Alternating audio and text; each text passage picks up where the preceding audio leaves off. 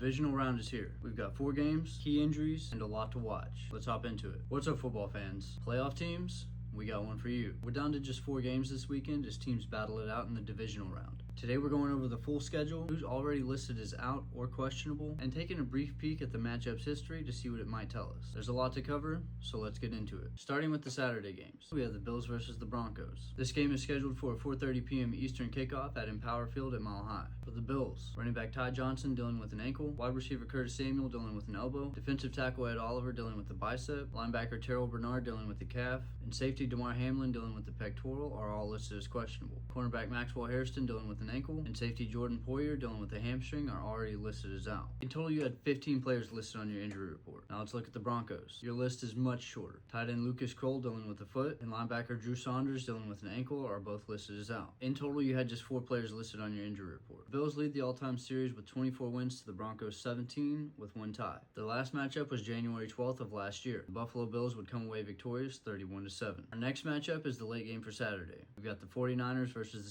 Seahawks. This game is scheduled for an 8:30 p.m. Eastern kickoff at Lumen Field. For the 49ers, wide receiver Jacob Cowing dealing with the hamstring, linebacker Luke Gifford dealing with the quadricep, wide receiver Ricky Pearsall dealing with a knee, and linebacker Dean Winters dealing with an ankle are all listed as questionable. Safety Jair Brown dealing with a hamstring, and linebacker Fred Warner dealing with an ankle are both listed as out. In total, you had 10 players listed on your injury report. Now let's look at the Seahawks. Quarterback Sam Darnold popped up on your injury report yesterday. Now he's listed as questionable with an oblique. Tight end Elijah Arroyo dealing with a knee, offensive lineman Josh Jones dealing with a knee, and linebacker Chaz Surratt dealing with an ankle are all listed as out. The Seahawks lead the all-time matchup with 32 wins to the 49ers 24. These two split their divisional matchups this regular season, with the 49ers winning the first one back in September 17-13, and the Seahawks winning the last one earlier this month 13-3.